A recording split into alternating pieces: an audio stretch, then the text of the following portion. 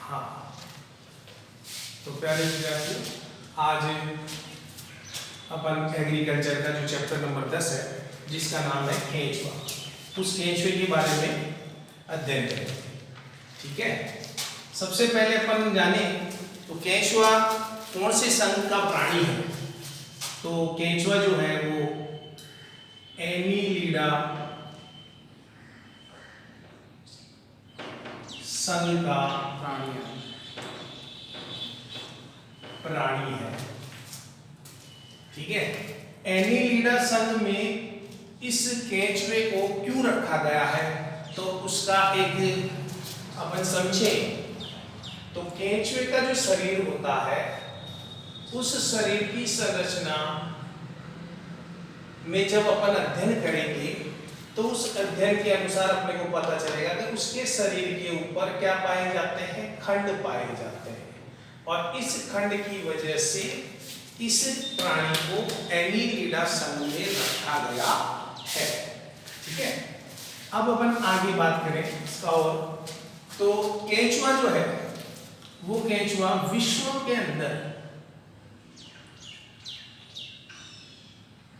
विश्व में इसकी 1800 जातियां पाई जाती हैं।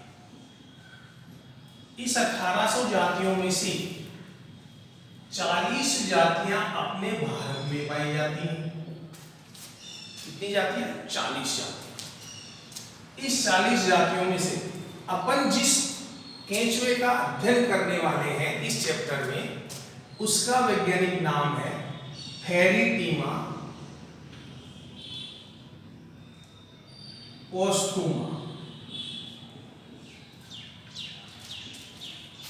अपन किस केंचुए का अध्ययन करेंगे इस चैप्टर में? फेरिटीमा पोस्टुमा।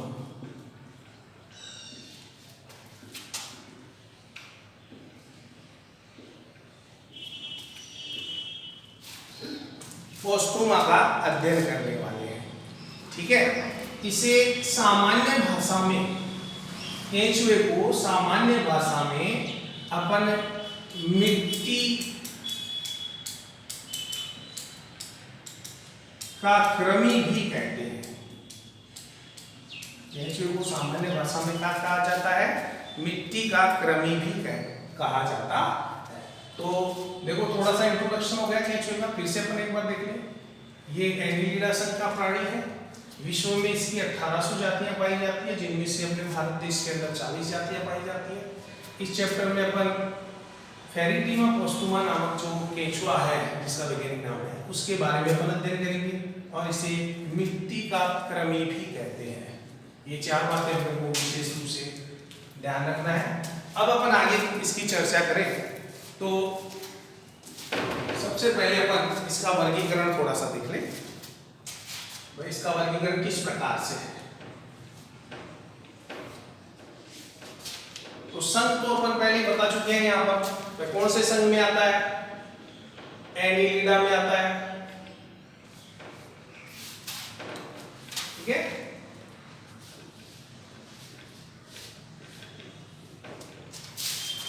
संघ के बाद में अपन वर्ग की बात करें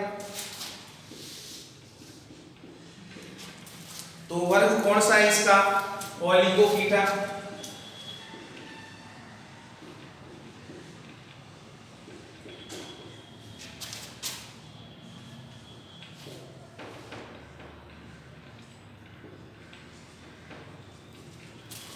फिर उसके गण के बारे में बात करें तो गण कौन सा है इसमें? ओपिस्थोफोरा।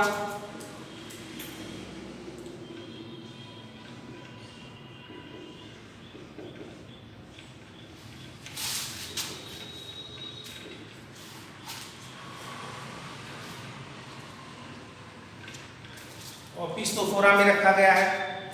वंश इसका फेरिटीमा, और जाति इसकी पोस्टुमा है।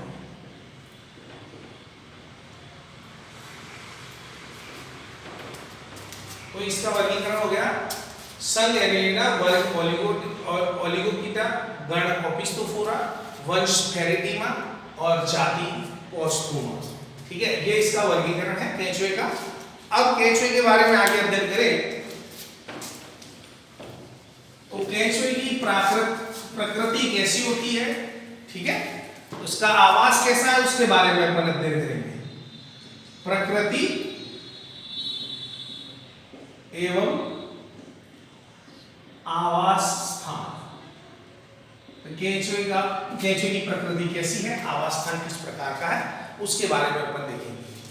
तो केंचुआ सबसे पहले देखेंगे तो केंचुआ जो है वो एकल समूह में नहीं पाया जाता है, एकल रूप से पाया जाता है, सामान्य रूप से स्थलीय है, मुक्त जीवी है,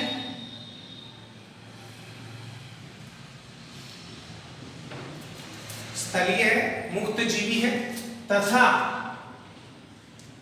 यह बिलचारी प्राणी है। इसका मतलब बिल में रहने वाला प्राणी है। ठीक है, अब केंचुआ और कहां पाया जा सकता है, इसकी प्रकृति के हिसाब से कहां रहता है, तो अपन बताएंगे कि जो केंचुआ होता है वो केंचुआ अधिकतर रात्रि के समय निकलता है, इसीलिए इसे रात्रिचर प्राणी भी कहते हैं।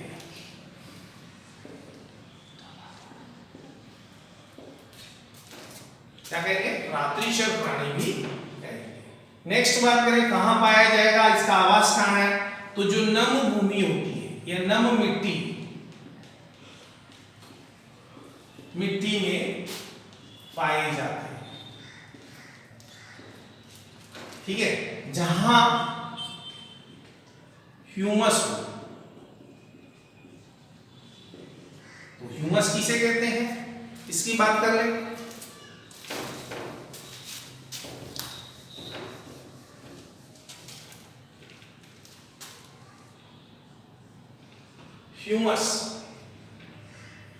ह्यूमस किसे कहते हैं, तो ह्यूमस जो सड़े गले कार्बनिक पदार्थ होते हैं उन्हें अपन क्या कहते हैं, ह्यूमस कहते हैं। क्या कहते हैं, ह्यूमस। तो ह्यूमस वाले स्थान पर जहां नम वाली मिट्टी होगी वहां पर क्या पाए जाएंगे, केंचुए पाए जाएंगे। ठीक है, अब आगे बात करें अपन इसकी, तो नेक्स्ट जो केंचुए हैं वो कब निकलते हैं, कब बाहर आते हैं बिल में से, तो वर्षा के समय व वर्षा काल के समय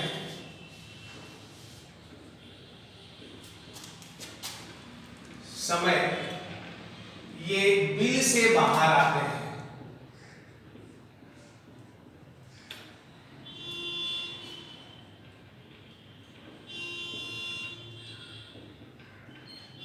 या आप ऐसे भी कह सकते हो कि जब प्रजनन काल का समय हो उस समय भी ये बिल से बाहर आते हैं। तो प्रजनन काल कब होगा, तो वर्षा काल होता है, वही उसी समय प्रजनन काल इसका होगा।